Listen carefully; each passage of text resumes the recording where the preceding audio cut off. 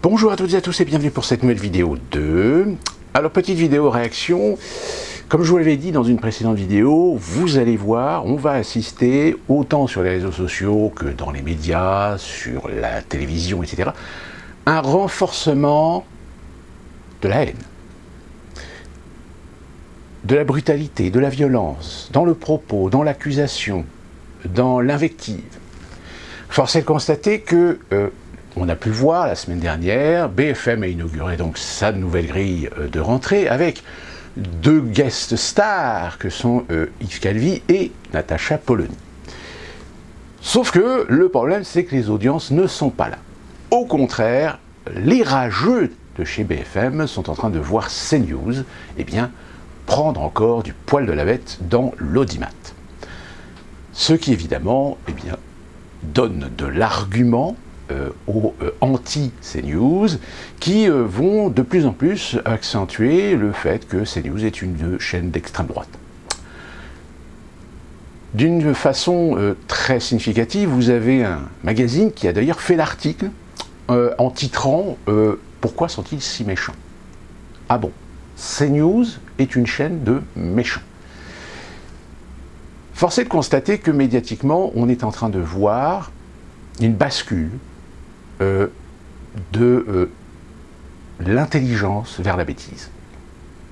C'est-à-dire qu'on est en train de voir des chaînes, des médias, qui, parce qu'ils étaient majoritairement considérés, ou se considéraient, comme étant la bien-pensance, comme étant de gauche, que la gauche c'est bien, que la droite c'est mal, commencent à voir émerger des concurrents, et des concurrents qui ne sont pas seulement des concurrents sur leur champ d'action, mais des concurrents idéologiques. Et qui plus est des concurrents idéologiques qui se servent de faits, qui se servent de factuels, pour contredire les dogmes que eux-mêmes ont installés ou ont aidé à installer. Alors certains sont bien obligés, par la force des choses, parfois à faire du débat avec de la réalité, avec ces mêmes faits, ce même factuel. Mais tout en essayant plus ou moins de contourner, détourner l'attention pour amener l'auditoire, pour amener le téléspectateur vers des centres d'intérêt afin de leur cacher d'autres détails, d'autres éléments qui, de par leur nature, apportent une vision, apportent une référence, apportent une forme d'analyse totalement différente de celle que ces médias essayent de vous faire comprendre, voire même de vous endoctriner, parce que oui, le mot, nous pouvons le lâcher, nous sommes actuellement en train de constater que certains médias sont en train de faire de l'endoctrinement, font de la propagande, et même parfois de façon malhonnête, de façon agressive, de façon brutale. Et c'est la même chose sur les réseaux sociaux, où on constate qu'il y a de plus en plus de gens qui s'imposent, de par leurs propos, de par l'invective dont ils font usage, de par le verbe et l'adjectif, comme étant les défenseurs de valeurs indiscutables. Sauf que le problème, c'est que quand tout d'un coup vous leur faites un commentaire tout à fait courtois, poli, juste pour leur faire signaler que leurs propos manquent un peu de précision, manquent un peu d'honnêteté, manquent un peu de recul, manquent un peu d'objectif, d'objectivité, surtout quand on aborde des sujets relativement complexes. Mais comme ça fait depuis 50 ans qu'on ne veut pas que les gens accèdent à des sujets complexes et qu'on les oblige à accepter une idée généraliste, une idée simplifiée des choses, on en arrive aujourd'hui, en effet, à rencontrer des gens, que ce soit sur les réseaux sociaux ou même sur les plateaux de télé, qui ont un argumentaire très simpliste, archaïque, voire même féodal sur le plan intellectuel. Je suis l'agent du bien, donc j'ai forcément raison. Tu es l'agent du mal, donc tu es le méchant, tu es le diable. Nous devons te combattre. Et toi, petit téléspectateur, ou toi, petit internaute qui est en train de regarder et de lire, tu dois me soutenir dans ce combat, dans cette lutte contre la haine. Force que malheureusement, ils ne se rendent même pas compte que justement dans leur combat, dans leur lutte, eh bien ils en arrivent à utiliser les outils, les manipulations, les méthodes de ce qu'ils croient lutter, de ce que l'on, en général, on affuble au camp du mal. Petit exemple. Alors, vous avez vu cette fameuse photo. Cette photo, Marine Le Pen jouant de la batterie dans une bibliothèque. Eh bien, vous en avez quand même qui ont réussi à trouver dans la bibliothèque ces deux livres. Un livre sur Adolf Hitler et un livre sur Joseph Goebbels. Alors évidemment, quand on est Marine Le Pen, président du Rassemblement National, le parti d'extrême droite par excellence, et qu'on la photographie dans une bibliothèque avec deux livres de deux personnages historiquement réputés, bah forcément, le lien se fait naturellement. Il est même, je dirais, impossible, voire interdire à quiconque de remettre en question que le lien est évident. Cela s'ajoute évidemment à la polémique que le fameux livre de Adolf Hitler, Mein Kampf, va être réédité en France. Je vous invite à voir ou voir certains articles, et vous verrez qu'ils omettent quand même un détail non négligeable. C'est que, oui, en effet, Mein Kampf va être réédité. Mais il va être réédité sous une version annotée. Annotée, ça veut dire que sur certains passages, eh bien, il y aura des explications. Parce qu'on ne sait jamais. Peut-être que le lecteur qui osera acheter ce livre est idiot et stupide et qu'il prendra comme lettre à la poste tout ce que dit Adolf Hitler à son époque et fera un lien avec ce qui se passe aujourd'hui sur le nationalisme, sur les fondamentaux, sur la souveraineté. Attention, dans Mein Kampf, il y a certains sujets qui sont extrêmement sensibles, qui sont sulfureux. Raison pour laquelle l'autorisation d'éditer, de faire une réédition de ce livre, était de faire des annotations, pour bien que le lecteur comprenne que là, c'est une œuvre qui a une œuvre de son époque, et qui n'a rien à voir avec la nôtre. Même si les thématiques, même sur certains sujets, on peut trouver des liens de cause à effet. Mais attention, ne prenez pas en considération ce que Adolf Hitler disait dans son livre avec ce qui se passe aujourd'hui. Attention. Soit, même si c'était le cas. Donc c'est-à-dire qu'on admet que les Français sont idiots, qu'ils ne sont pas capables ou qu'ils ne sont pas éduqués pour comprendre et faire la part des choses. Tout comme, eh bien, il est interdit sur ceux qui ont posté cette photo, en faisant justement cet amalgame et ce raccourci, de leur dire, ouais mais attendez, est-ce que ça veut dire que, systématiquement, que parce que c'est Marine Le Pen, donc ça prouve que c'est une néo-nazie? Donc ça veut dire que tous les historiens, ou toutes les personnes qui s'intéressent par passion à l'histoire, mais pas seulement l'histoire généralisée, l'histoire résumée, celle qu'on enseigne dans nos écoles, ceux qui veulent vraiment aller dans le fond des choses, dans le détail, dans les détails de l'histoire, qui parfois peuvent altérer en effet cette idée qu'on donne à nos enfants sur la façon dont les choses se sont déroulées dans l'histoire, avec des personnages, des cultures, des idéologies, des guerres, des empires, des royaumes. Et tout d'un coup, quand on va dans le détail de l'histoire, on se rend compte que, ben oui, c'est pas aussi simple que ça. C'est plus compliqué, qu'il y a certains enjeux, qu'il y a certaines raisons, certains contextes, certaines situations qui changent complètement la perception des choses. Et que là, tout d'un coup, on comprend. On comprend de par l'époque, on comprend de par le contexte, on comprend de par la situation, que les choses, eh bien, ne sont pas aussi simples que ce qu'on enseigne. Mais l'enseignement, c'est un enseignement de masse.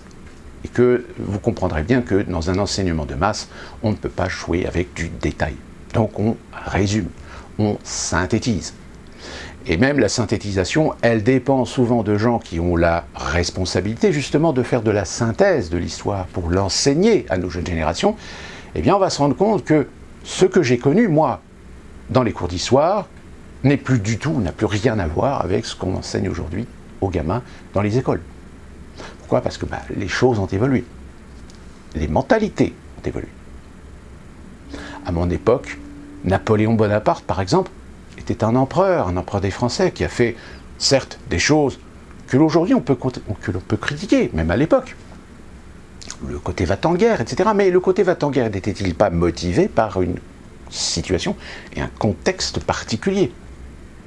Bon, aujourd'hui, malheureusement, force est de constater que l'enseignement de cette période napoléonienne a plutôt tendance à faire passer Napoléon pour un dictateur, pour quelqu'un d'hégémonique, d'empirique, et qu'il a fait plus de mal que de bien. Même si de temps en temps on reconnaît certains points positifs. Mais on décontextualise complètement la période napoléonienne pour l'appliquer avec les idées, les opinions, les principes et les valeurs actuelles. Ce qui est une hérésie en matière historique.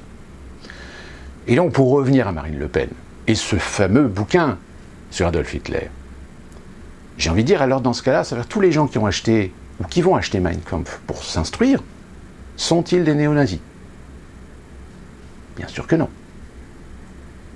Est-ce que tous les gens qui achètent le Coran pour le lire dans sa version traduite ou dans sa version originale, s'ils apprennent l'arabe, mais qui ne sont pas musulmans, sont-ils des hérétiques parce qu'ils osent lire le Coran sans être musulmans ?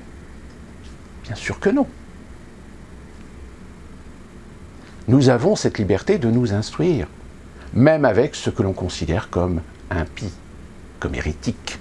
Parce que justement, en allant chercher de la contradiction, en allant chercher le côté sombre des choses, eh bien on a plus l'impression d'avoir une cohérence dans la façon de comprendre les choses et de les interpréter.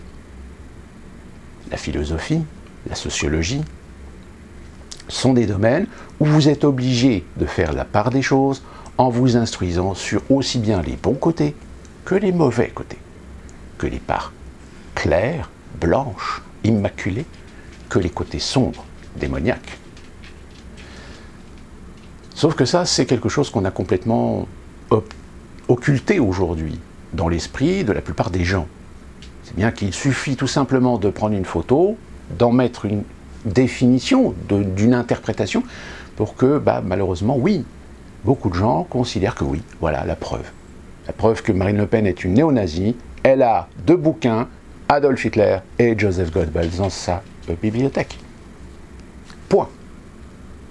Et sur cette affirmation, si vous avez l'audace, si vous osez à un moment donné relativiser en disant oui, attendez, oui, peut-être qu'elle a ces bouquins, est-ce que ça veut dire qu'elle... Si, c'est obligatoire. Si vous avez ces bouquins-là, ça veut dire que vous vous intéressez à ces personnages odieux, terrifiants, ces démons. Donc ça veut dire que vous partagez ces idées. Donc ça veut dire que dans une bibliothèque, il suffit de voir la bibliothèque de quelqu'un pour déterminer ce qu'elle est. Non. A priori, quand on observe une bibliothèque, il y a certains livres qu'en effet, on peut définir ce que la personne aime. Si vous voyez des bouquins d'architecture, un certain nombre, évidemment, vous dites, tiens, cette personne-là s'intéresse à l'architecture. Là, ok. Mais idéologiquement parlant, c'est pas parce que vous avez un bouquin sur Adolf Hitler ou Joseph Goebbels dans votre bibliothèque, si vous avez d'autres bouquins sur Condorcet, Voltaire, Rousseau, Platon, les philosophes, ou même Napoléon, ou d'autres éléments, je dirais, historiques, etc. C'est-à-dire que vous avez une gamme, en effet, de bouquins sur l'histoire. Alors, sur l'histoire spécifique, qui est peut-être la Seconde Guerre mondiale, ou la période pré-Seconde Guerre mondiale, la crise de 29, etc., ou même de l'histoire du XXe siècle d'une façon générale, oui, vous pouvez vous dire, en effet, tiens, c'est quelqu'un qui, au niveau historique, se cultive. Mais c'est pas parce que vous avez 2 bouquins sur les 300 bouquins dans une bibliothèque que tout de suite, ça peut définir que cette personne est une néo-nazie. Enfin, je ne sais pas. Je ne sais pas ce que vous en pensez, mais moi personnellement, peut y avoir en effet un lien de cause à effet, mais ce n'est pas une garantie de vérité de dire « Regardez, Marine Le Pen est une néo-nazie parce qu'elle a 2 bouquins, un sur Adolf Hitler, un sur Joseph Goebbels ». Je dirais même qu'il y a beaucoup de politiciens qui ont des livres sur Joseph Goebbels, parce que Joseph Goebbels a été certainement, en dehors du fait que c'était un néo-nazi, en dehors que c'était un proche collaborateur d'Adolf Hitler, c'était aussi un stratège en communication dont on apprend des leçons encore aujourd'hui en matière de communication, en matière de propagande. Je terminerai cette vidéo tout simplement en rappelant cet adage très connu. La meilleure façon de combattre ton ennemi, c'est d'apprendre qui est ton ennemi. Et ne pas te contenter simplement des on dit que. C'est un principe fondamental. Sauf que c'est un principe fondamental qui a été complètement oublié, même sur les réseaux sociaux. La preuve, c'est que vous avez des gens qui vont tout d'un coup vous accuser d'être quelque chose, même des gens qui vont dire « Oh, j'ai vu votre profil, ça prouve que vous êtes ceci et cela », alors qu'en réalité, non. Tu as survolé mon profil, mais tu n'as pas lu mon profil. Tu as vu mes posts, tu les as survolés, tu n'as pris que ce qui t'intéressait pour étayer ton jugement altéré, ton jugement hâtif. Et il suffit qu'en plus vous tombiez sur quelqu'un de très malhonnête, quelqu'un d'assez arrogant, d'ambitieux, qui refuse, en règle générale, d'avoir tort, eh bien ça va être une surenchère. Je pense qu'en matière de communication et en matière de partage d'informations, ça va être de plus en plus compliqué, de plus en plus difficile. Et pour terminer, je dirais, regardez cet exemple où tout d'un coup nous avons M. Blachier qui a admis que finalement il y avait des études scientifiques qui prouvaient que les vaccinés étaient plus contaminants que les non-vaccinés. Et en effet, il y a une étude qui a été publiée dans le Lancet qui démontre que, en moyenne, un vacciné a 251 fois plus de charge virale qu'un non-vacciné. C'est-à-dire que toute la dogmatique qu'on a construite sur le pass sanitaire, tout d'un coup, s'effondre. L'idée que les non-vaccinés sont dangereux parce qu'ils peuvent contaminer les autres, eh ben non, c'est tout l'inverse. Sur ce, je vous souhaite une bonne semaine et on se retrouve très prochainement pour une nouvelle vidéo. Et d'ici là, évidemment, comme d'habitude, portez-vous bien.